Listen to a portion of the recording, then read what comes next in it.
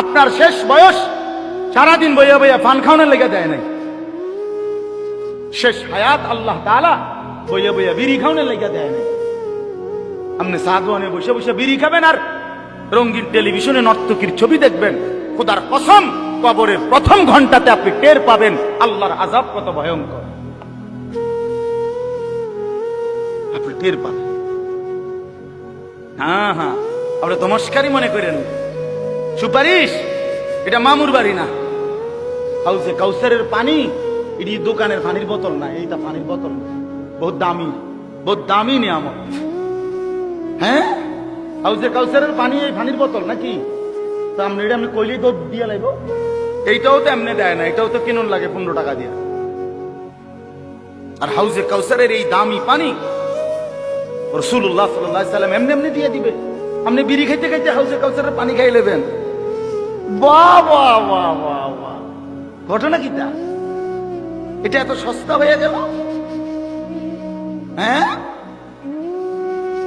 কি ঘটনাটা কি? আখেরাতে তো সহজ মনে করলেন, আখেরাতে তো কম দামি মনে করলেন। জান্নাত আপনি কি ছোট? জান্নাত কিটা আসলে? 2টা রুম আর একটা বাথরুম নাকি?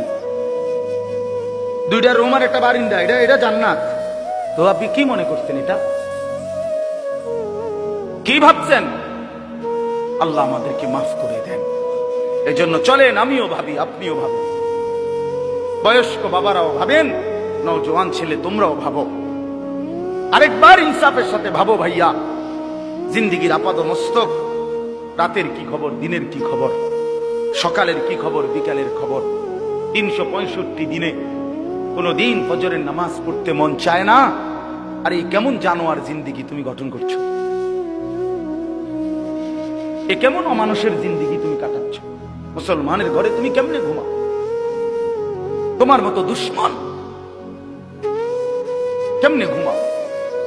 5 ওয়াক্ত নামাজ, 1 ওয়াক্ত নামাজ পড়তে চায় না। এ কেমন জিন্দিগি? মুসলমান 30 বছর কেমনে মিশা কথা খায়? 30 বছর একজন মুসলমান টানা কেমনে সুদ খায়? প্রতিদিন একজন মুসলমান ব্যবসায়ী ওজনে কেমনে কম দেয়? কি মুসলমান?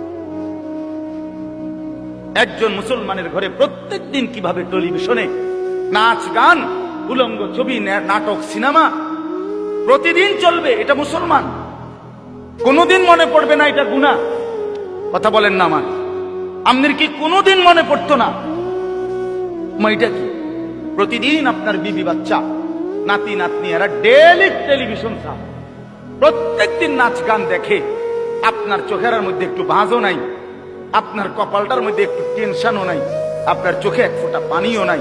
আহা, আমার বাচ্চার কি হবে, আমার বিবির কি হবে, আমার সন্তানের কি হবে?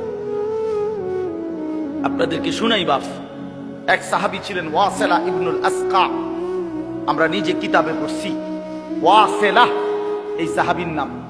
এই সাহাবী একদিন, ওনার ছেলে, উনি মিশরে থাকতেন, ওনার ছেলে রোমে, মানে আজকের ইটালি, এই রোমের খ্রিস্টান বাহিনীর বিরুদ্ধে সাহাবী নবীজির ইন্তেকালের পরে সাহাবীর ছেলে যুদ্ধে গেছে কাফেরদের বিরুদ্ধে।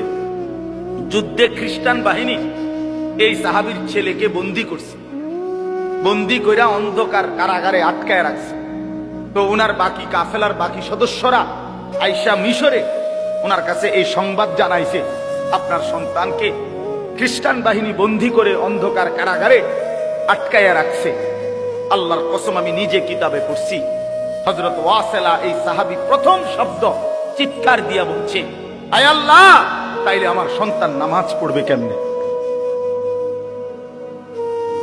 অন্ধকার কারাগারে আমার সন্তানকে যে আটকায় রাখছে, ওই নামাজের ওয়াক্ত চিনবে কেমনে, আজান শুনবে কেমনে? ও তো আজান শুনবে না, ওইখানে ওয়াক্ত তো চিনবে না।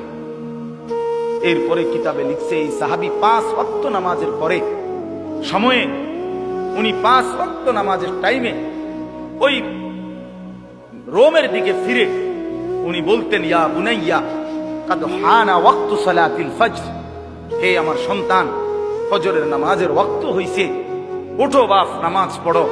ছেলেটা যখন পরবর্তীতে মুক্তি পাইছে, ছেলে তার বাবাকে বলছে, আল্লাহর কসম বাবা, আপনার জবানের প্রতিবারের উচ্চারণ আল্লাহ আমার কানে পৌঁছেছে, হাজার হাজার মাইল দূরে।